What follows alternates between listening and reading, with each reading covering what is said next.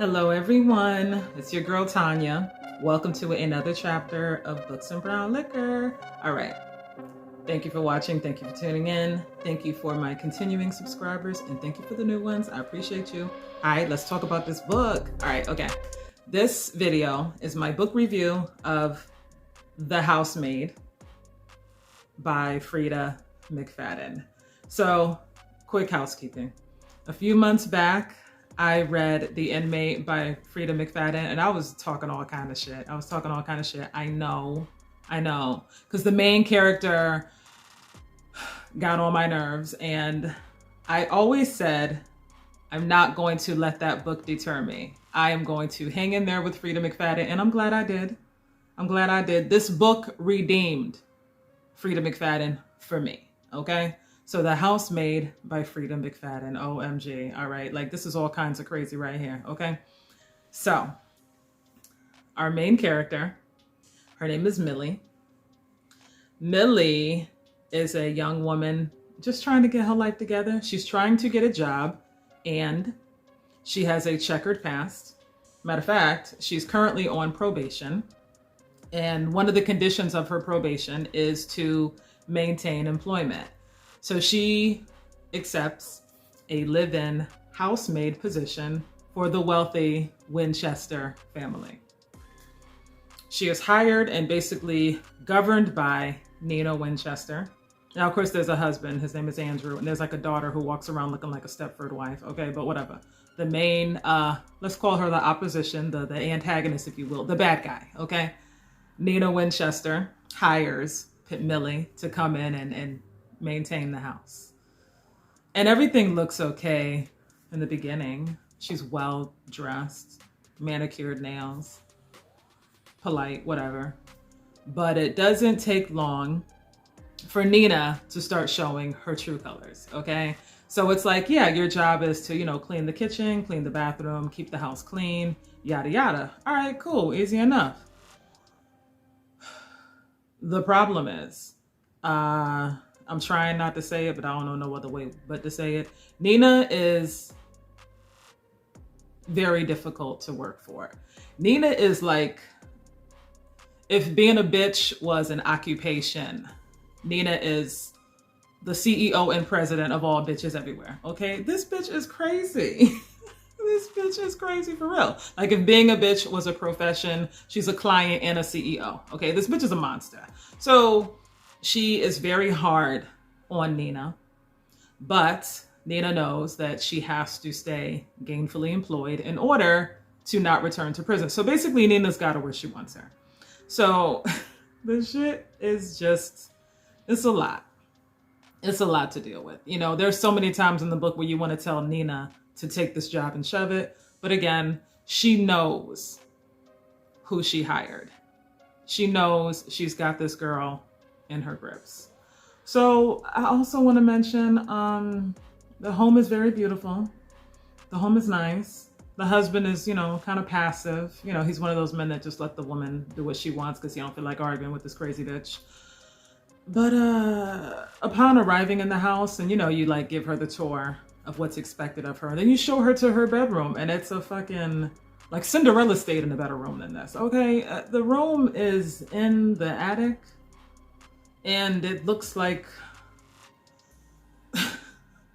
it's from the very beginning, Millie feels some vibes when she sees this creepy ass room that looks like it's like, basically it looks like it's fit for a poor church mouse. So she knows right away, this feels weird, but you know what? It's a job, whatever. It's better than prison, right? So she ignores that gut feeling. So there's your first clue. Okay, without saying too much. So anyway, working for this crazy bitch, yeah, it's challenging. But Millie is hanging in there. She is. She's hanging in there because she's trying to get her life together. And there are some plot twists on plot twist on plot twist. Because it's like, oh, I don't want to say too much, but you know how like it's so obvious who the bad guy is? And then, oh, XRP is on the move, y'all, for those of you that invest in crypto. Anyway, you always think you know the bad guy. And then you get whiplash and you're like, oh, oops, no, not really. So I'm not going to say too much about that. But Nina is a bitch. That doesn't change.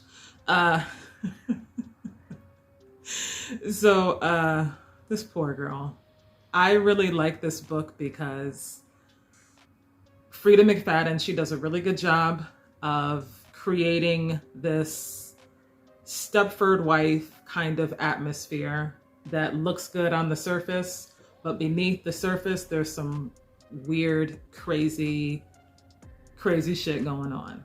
She does a really good job of painting this beautiful scenery with all the broken pieces beneath it, just, you know, that no one else can see, except for Millie, of course, because she is the maid cleaning up all these messes, right? So like I said, Frieda McFadden, she redeemed herself for me. I will be reading more. I will definitely be reading more. I've already gotten more suggestions, so I got stuff on my list, you know. Anywho, the book. So yeah, the setting was cool. The characters were definitely something.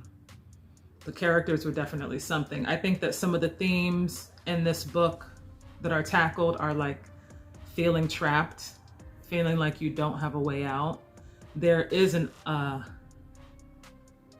underlying theme of abuse.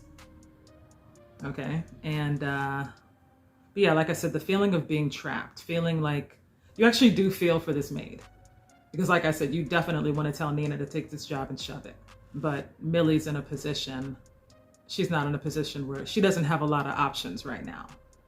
So, but like I said, this woman really goes out of her way. When I say opposition, yeah, Nina plays her role. So the characters are definitely enjoyable in all their crazy messiness.